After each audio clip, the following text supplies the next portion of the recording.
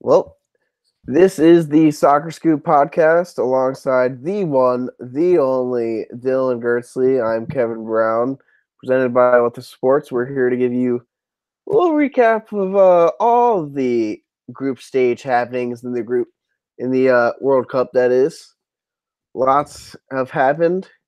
The host, dominant Germany, expectedly out at this stage. Everyone knew that was going to happen, and Senegal out unfairly. Well, Let's fairly, have it right now. actually. Fairly, but sure. Let's go. Start it. So, you think that whole Senegal thing was fair, Dill? No, I was making a reference to the fair play table, so I see. they were like six they had 6 yellow cards, Japan had 4, like something like that. So That is quite a bit. I don't know. I'm kind of torn on it. If you have 6 yellow cards, maybe you should be penalized. But at the same time, like, were they for like good yellow cards, like good tactical yellow well, yeah, cards, or were they like that's the time question. wasting? If they were time wasting, then like be gone with you. But I don't Hmm. think Senegal's kind of side to time waste. Yeah, I know. And it just puts too much power into the ref's hands. Like that discretion.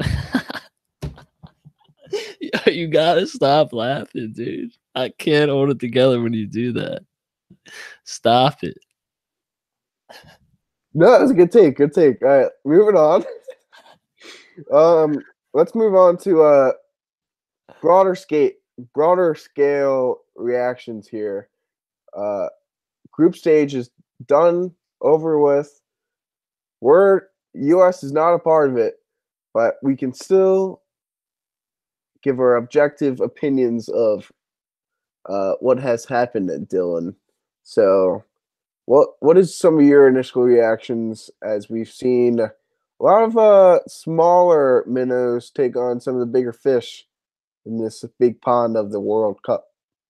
Yeah, I think it's been awesome. Of the 3, like this one, 2014 and 2010, the 3 that I can say, like, I remember really well. I remember 2006 final, but I don't remember the group stage at all. But so anyway, of those, it's been my favorite so far. Wow, And really? the only thing missing is the US. There's no anxiety or nervous excitement before a big US game. Uh, there's no more like even at work, like everyone, you just talk in general about it as opposed to the United States team. Where even in the past, even if people were complaining, they were talking about the team, and that was much more fun than not being able to. So I miss that definitely. But from a neutral point of view, all the games have been pretty great. Like you said, there's been some amazing upsets and some great storylines. And I haven't been annoyed by transfer speculation the entire time, surprisingly. So that's cool. Yeah, that is nice. That is very nice indeed. So, what I've heard from Alexi Lawless, brilliant Vox Sports commentator, um, a lot of the games, especially the third match day, has been drama filled. You need to watch them, but not necessarily the best quality. I would say it's like the team that isn't favored really drops back a little too far deep for my liking and really parks the bus a little too much and tries to counterattack a little not too often, if you know what I mean. Have you noticed that at all? Because I feel like it's been a little too bland, too boring for some of these games. For a lot of these games, for me, I would say 2014 was great, but 2010 was probably my favorite. So I'm gonna go 2010, 2014. Kind of digress a little bit for me. Yeah, that's interesting. I don't feel that. I don't know. I had this conclusion just the other day. I don't know why. I was like, damn, like even Iran can play. If you make your national team, you're probably pretty legit. So I think there's been some cool stuff going on. I understand if you don't like defensive, but like they work their asses off, and those games mean so much, and there's only 3 of them. So if I'm a small nation like that, I'll do anything to go to the round of 16. Because then once you're in the round of 16, it's like that's already a success. So then you can go guns blazing. Yeah, it is cool to see some of like the maybe not Japan. I wish like South Korea made it because like their performance against Germany was like really cool to see. Yeah, They they were really throwing did play bodies well. everywhere. That was cool to watch. Moving on, most impressive slash surprising teams of the tournament so far. Impressive for me has really been a team like Belgium. I didn't really expect them to win all 3 games in their group. They're a team I picked. If you go back to the last podcast, Dylan, I was right that one of the Giants would go out in the group stage. Maybe I should have known it would be the defending champs. It's been the pattern of recent World Cups, but Belgium's looking pretty darn good. Yeah, no, they look good. I think as a team for the first time ever in my life. So that's cool. Oh yeah, definitely.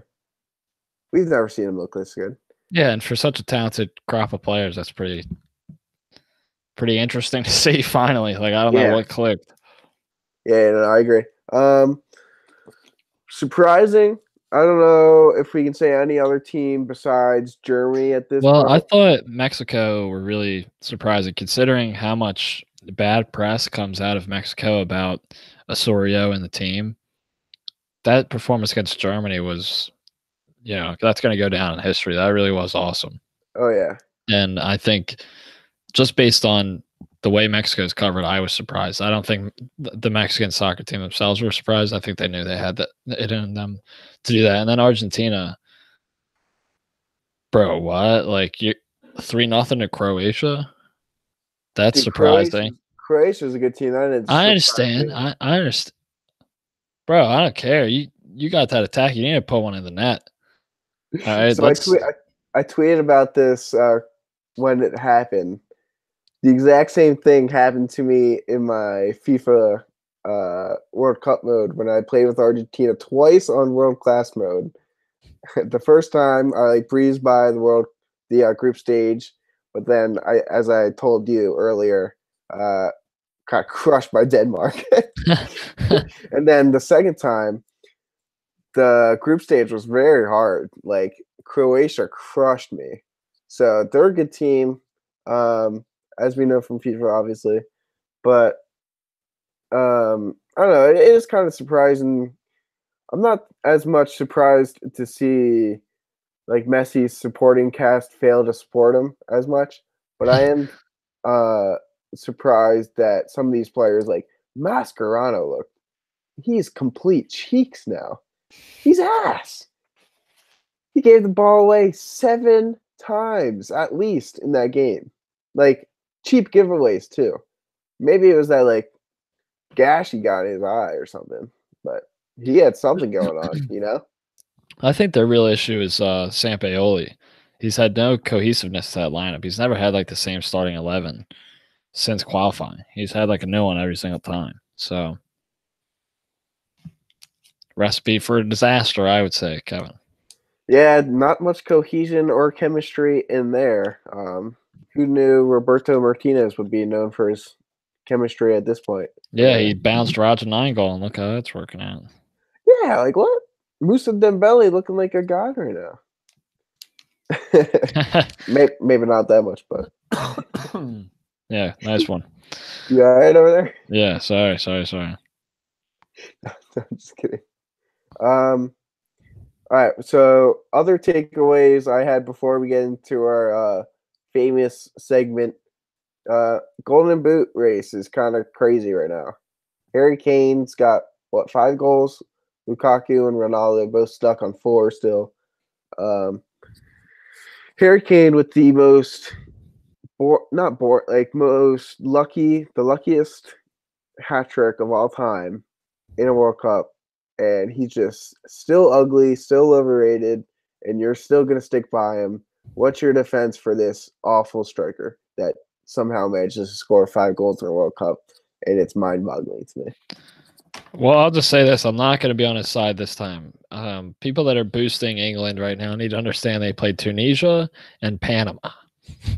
Okay, now let's Yeah. relax, fellas. All right, like let's settle down now. They did well. They surprised us. Harry Kane was in the right place at the right time, as he always is. He's got terrific finishing ability. It's Tunisia and Panama, bro. Come on, we expected you to roll over them. You should roll over them. And they did. So who cares? Just keep moving. I don't care about that stat. If he wins the golden boot, well, he's not going to. So I don't care. He's lame. He's not going to get more. He's not going to get more than 7. I'll tell you that. And anyone else will pass him because they're not going to win the group round of 16. 7 is impressive for a World Cup, but that No, 7 would be, but it's lopsided. Like I said, they played Tunisia and Panama, bro. Come on. I don't care. The 3 goals against Tunisia was like 2 penalty kicks and the goal off his ass.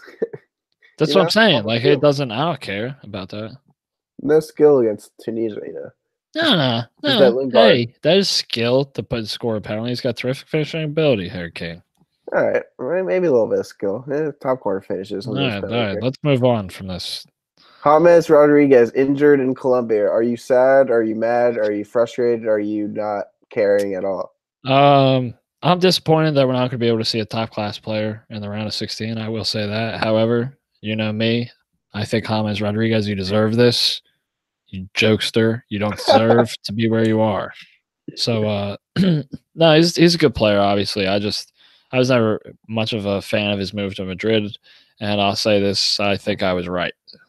He flopped, and and he's a flop forever to me. So anyway, dudes, yeah, whatever, dude. That pass though. Ooh, I get it. It was cool, but like I don't know, maybe it was the way it was hyped. I was expecting like a thread the needle type pass, but that was just like a good solid pass. It's just because I don't really see those kind of passes. Just no, those are rare. Those are rare. I feel you. That was cool. And it's good technique. It was also really cool to see South Korea score that way against Germany. Yeah, because you see goalkeepers do that in, like FIFA the video game, but like I've never seen a goal like that in real life where you just bomb it down and scoring an empty net like that. Right. Yeah. So we'll get some more takes in our famous segment. It's back. It's ready to go. Game of the week. So Dylan, we got this game of the week segment back, but we haven't done it in a while. So we're gonna have to do a couple games here. We got plenty of games to choose from, but the first game, it's obvious. It's Portugal, Spain, 3-3 draw. My opinion, probably game of the tournament so far. Yeah, I'd agree with you. I watched this one with my buddy sitting on my couch, and it was just like awesome to have a casual fan be engaged in it just because Ronaldo scored a hat trick. And so that was like super fun. And it was just like, I'm pretty sure it was one of the first games of the tournament. So yeah, it was that Friday. Tournament started on the Thursday. Yeah, so it just got me hype, and it was like two really talented teams going at it, scoring goals. Awesome. Game of the tournament for me, probably. So yeah, either that or the Mexico Germany. Yeah. Really? So you like Mexico Germany that much? Oh, I had a great time. I didn't have that listed as my top 3. If you want to throw it in there, give your takes in right now. No, I mean, what's more left to be said? It was a team effort, and they ripped into a German side that needed to be ripped into, and that the rest of the world was waiting to see happen. And they proved all the doubters wrong. Like it was just awesome. It was a good performance, and young players scored the goal. So lots to love for a neutral. Yeah, so I started the podcast off really saying how much I hated seeing these teams like park the bus. Mexico is not really one of the teams that park the bus. They're really aggressive and they'll chop at your heels. Those little feisty little guys, Hispanics. But Germany was really sloppy all tournament, huh? It was kind of crazy. They were bad. Mesut Ozil just wasn't on his game. He was better than most, but it just shows Joaquin Lowe is trying to be too cute with the lineups. Like just throw Leroy Sané in that roster, throw him in as a sub down the left wing. He gives you something different. Like, am I wrong? You're wrong. What? Dude, sorry. Wow. I don't agree with that. Leroy Sané should have been in that game, not Julian Brandt. That's not a hot take. Stop. You can't tell me. The dude won a World Cup, all right? He won a World Cup with this team. He knows what he's doing with this team. I think it's funny everyone gets all listen, fellas. He's picked this team before. Let him pick the team. He's got it. He messed up this time. I don't think it was the lineups, dude. I think it was team attitude. I think it was arrogance. I think it was resting on their laurels. They weren't ready for this tournament, man. It has nothing to do with the lineup. It's team attitude. It's team culture. Does that rest with Lowe? Yeah, sure, rest with him, but it has nothing to do with his lineup selections. Let's not get those two things mixed up. So, one of the things for me as an Arsenal fan is it was tough to see two of my favorite players, two of the players I have jerseys of, Mesut Ozil, Alex Iwobi, bow out of the World Cup. We'll get to Iwobi in a little bit, but one player that made it into the round of 16, Granit Xhaka, man. Wait, hold on. No response to my Germany thing, or I don't know. I agree. I like. all right. I didn't know if you were like annoyed at me or something. Some legitimate like I think you give a little too much credit to managers at times. You're like, oh, we can't question them at all. I think we can question them. I'm not saying you can't question him. I'm saying don't put this down to a mere lineup selection. It wasn't. Don't say that Leroy Sané would have not helped this lineup, like because he would have. He adds a different dimension that they didn't have. Like no, because you can't base that on his performances for Manchester City because guess what? His performances with Manchester City weren't his performances with Germany. He's had friendlies with Germany and he hasn't played well. He hasn't gelled with the team. He hasn't created anything. In fact, he's been a hindrance. Every time he's been on the pitch, he's lost the ball more than he's done anything with it. Those are facts. Those are stats. Check it out. Fact stats. Hashtag fat stats. So show me your evidence where he will help that team because I understand. I would like to see Leroy Sané in that situation. If I was the manager, I'd say, Leroy, I don't care if you're shit in the bed. You get out there and you sprint at him and you take him on. We aren't the manager. We haven't won a World Cup. And we haven't won a World Cup with that team. That same team. So let's all settle down. There's other issues there besides leaving out Sané. Yeah, the smaller minnows in this World Cup definitely proved tougher games, but so actually, question. Yeah, does this point to a rising global level of the game? See, that was the point I made. I think I planted that in your head. Remember when the U.S. first didn't qualify for the World Cup? Listen back to the podcast. I'll play it right here. I'll edit it in because I'm the one who said it. Trying to steal my thunder. We're gonna have to check the record. Move on to the next game. I'm gonna move on to the next game. Let's do it. Senegal, Poland is my second game of this tournament that I really love to watch, man. Senegal wins 2-1. This game has everything, man. Two kind of average teams playing against each other, end-to-end action the whole time. And you're just like sitting there being excited the whole time. And there's controversy and there's everything in this game. You're like, what? Like, I didn't know there were so many Senegalese players I knew either. Yeah, I know. It was always funny watching that. Yeah. Gay in the midfield from Leicester. You got Niang, Sadio Mane, and you got Sadio Mane, Koulibaly, Niang. Koulibaly, yeah. Keita, Balde, Diao, Koulibaly, Cheikhou Kouyaté, Sabali on the left. It's a lot of guys. A lot of guys in the mix you'd be familiar with. A lot of fast-paced, coming right at you kind of guys. And I'm upset. I'm upset they got more yellow cards and couldn't advance out of the group stage. It's sad for them. I would have liked to see them, but I guess it's better than drawing lots. So what are you gonna do? Yeah, what are you gonna do? Indeed. Poland, kind of disappointing for them. Glad they won their last game though.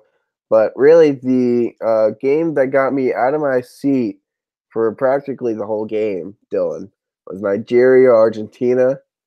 Argentina pulling out the dub, 86th minute. One of my least liked players, Marcos Rojo. What a series of events this guy goes through. So he tracks back on defense. He's very clumsy about this awful clearance. Jumps up way, like, overestimates where he's jumping, heads it onto his hand. Before I go on, do you think that should have been a penalty? The handball? I don't think so. No. Yeah, me neither, because unintentional. But before that, he missed a chance on the other end. And then after that handball, scores the 86th minute winner. Messi jumps on his back. Argentine folklore forever and ever. What a game. Nigeria deserved to lose. Am I right? Alex Iwobi not in the starting 11? Yeah, I don't know if that's the reason they deserved to lose. I think they deserved to lose because they got beat fair and square on the pitch. But yeah. But no, I'm kind of happy to see the back of that Nigerian team. They're a drama circus. I wouldn't say drama circus. They're a circus, that team, but I don't like them. Keep them out. They were fun to watch against Iceland, man. Ahmed Musa. Yeah. That really was fun. It's fun to see Iceland's defense get shred like that, you know? Yeah. They're a little overhyped team. I knew you wouldn't like them. Yeah, of course I don't like them. How'd you know? Damn. Little skull chant. Dude, of course my mom picks Iceland to root for, and I hate Iceland, so that really bothered me. Shout out our very own Tom Pendle. That was the team he told everyone to root for in a couple of his blogs. Tom Wood. We got to knock that off. That type of behavior is unacceptable. that was one of my favorite groups, honestly. Group D: Nigeria, Argentina, Iceland. Iceland, I really love. I've been a big Gylfi Sigurdsson. Yeah, I like Gylfi, dude. Dude, who doesn't like them some Gylfi? I'm glad he got himself a penalty kick goal. Goal in the World Cup. He deserved it. So that was really a good game of the week segment, Bill. Yeah, that was good. But moving on, round of 16, because come on, that's what I'm really excited about. Actually, Saturday, dude, boys are coming over. I'm excited for that, man. We got France, Argentina. Woo! That's like a heavyweight matchup, man. Dude, France, Argentina, and it could have been Brazil, Germany if they could have lost to Korea. But it's Brazil, Mexico now. So I'm going to tell you my favorite games out of these. Yep, do it. France, Argentina. I think I want to see Argentina leave just because they're a drama circus as well. They're a frickin' circus, Argentina. I'm not a big fan of circuses or drama, Dylan Gertzley. So I'd like to see that young France generation really develop. Of course.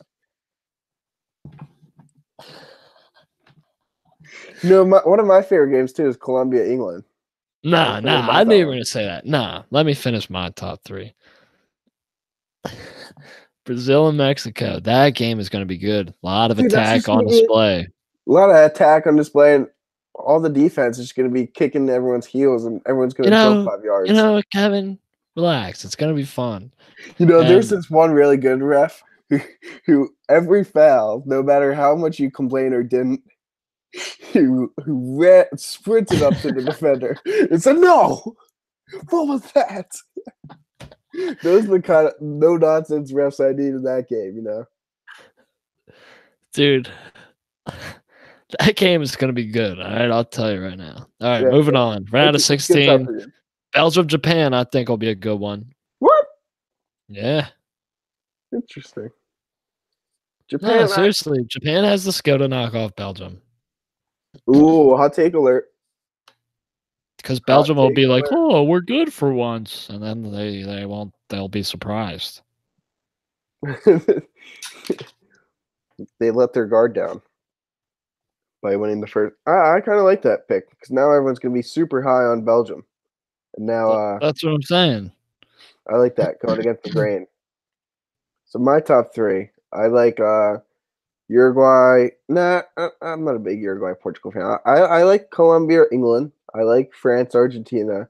I also do want to see Spain kick the hell out of Russia out of their own tournament because as our friends at not our friends but our men in blazers have said, Russia has been good script writers, but they shall be out of the tournament.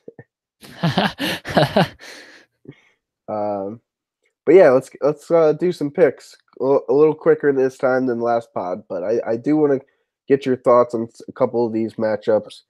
Start with the top Well, left. I'll just do all my picks. I'll just run through them. France, Portugal, Croatia, Spain, Mexico, Japan, Switzerland, and Colombia.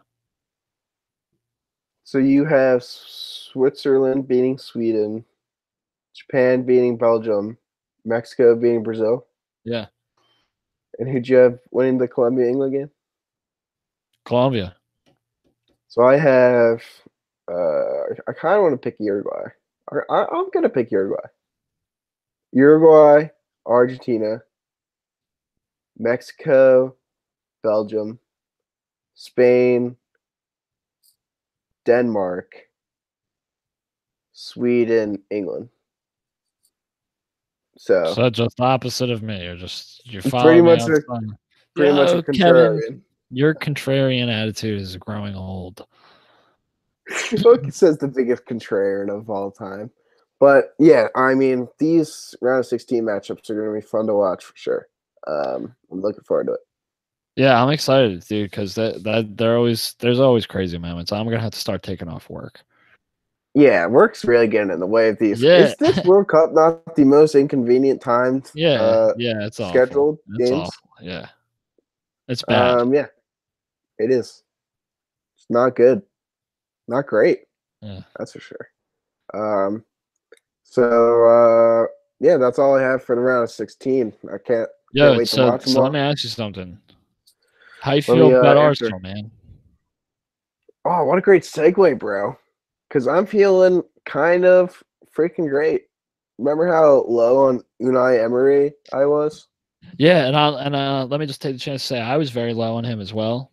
You know, you heard what I said. I was more neutral, but I still didn't believe he had what it takes. However, I still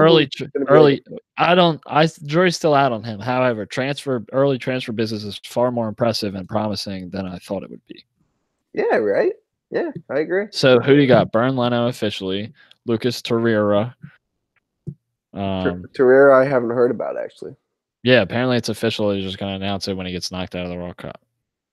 Hype. And then Bernd Leno. Who else did you sign? Somebody Bernd else. Leno's going to start. Ospina, get your ass out of London, and Petr Cech can play in the cup games. Ever Banega is heavily linked. Yeah, I really don't think you guys should get him, but okay.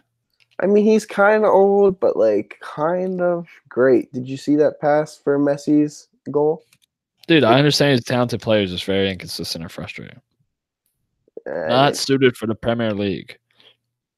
You say that about all South Americans. No, I don't, Kevin. I don't. He's not suited, all right? Get his ass the hell out of there. Just let me be excited about Banega, dude. Jeez. Socrates, that's pretty good upgrade at the center back position. That's insane. I don't understand how they're getting him. Yeah, right. It's pretty low price too. I think it's like maybe less than 10 mil, less than 15 mil. I don't know. It'll be exciting because Koscielny sucks now for some reason. He's injured now too. Mustafi kind of looks clueless sometimes, and yeah, we'll see how he fits right in. Also, we announced last episode we would have a rebuttal for the one, the only Kanye West and his Poopity Scoop diss track on the Soccer Scoop podcast. So, Dylan, this is my crack at being a rapper in America. Rip him up, dude. I'm about to rip his you know what up. So here we go. Drop me a little beat. Drop the beat. No, I don't know. Hold on, like No, real shit. I don't have rhythm. You can't ask me. You can't put me on the spot like that. I was gonna, Play a beat on your damn phone. I'm gonna edit it in. What, a beat? Yeah, I'm gonna be like, I'm dropping the beat, and then the beat comes in. Yeah. Oh, all right, then say that, and I'm not gonna stay silent this whole damn time then. Yeah. Drop the beat. Drop the beat. Mm, mm. So Kanye thinks he can make fun of the scoop. Really clever. First, calling it poop. Well, I got news for you, Mr. West. You ain't nothing in the rap game but a pest. Oh, dude, I don't think he can rap again after I just annihilated him like that. Yeah, dude. Yeah, yeah. Pretty good, Kev. Pretty good. Yeah, man. So in other news, after I don't know how to come out of that, but I also saw a swaggy picture of the Naby Keita in a Liverpool kit. Number 8, baby. Number 8's a very cool number. It's my favorite number, in fact. And if you didn't know that little tidbit about me, what's your favorite number, Don? 11. Really? I thought it was like 117. That's not funny. Why? It is. I use that number for one reason. It was given to me. Give it to you when. Don't worry about it. All right. Listeners don't have to know. We'll keep these things private. We'll keep these things private. So what else is going on in the soccer world? Anything else you want to discuss? Wayne Rooney has officially made his move to DC United. Any thoughts for that before we wrap up? I'm so tired of seeing Wayne Rooney's face, dude. Dude, he is old. He needs to just leave the game, dude. He is old, and he kind of looks worn out. Seeing both his face and like Ovechkin's face in the same city, even though Oh, Ovechkin's like dude, yeah, that's bad. kind of like much more accomplished and swaggy. Uh, it's kind of funny. So, DC got a lot to look forward to. Philadelphia Union has been linked our club with Leighton Baines, my boy, the free kick taker, free kick maker. Damn, I'm just dropping bars left and right on this pod. Yeah, I'd be really excited for him, actually. Yeah, so would I. MLS, a lot of fun stuff happening. Not All-Star game against Juventus. Saw the roster. Dude, I don't know if you saw it, but Zlatan Ibrahimovic Yeah, was featured on the body issue of ESPN, the magazine. yeah. You saw it? Yeah. Dude, his ass tats are pretty crazy. I They're did like see that. they're illusion to something. It's like a maze going on in there, you know? I'm not gonna look now. There's also like a huge lion on his back, and it's something crazy. And you know what else is crazy? That the listeners made it all the way to the end of this podcast. Thank you so much for listening. We'll have another podcast up after this round of 16, right, though? We'll try to coordinate that and get that out because we're very reliable and can make such things happen. Also, after quarterfinals, semifinals, finals, we'll try to have some pods, maybe, for you. So stay tuned for that. Stay tuned for more coverage of the World Cup on WTSports.net. Keep track of all we have to do, all of what we do, rather, at Real WT Sports on Twitter. And thanks very much.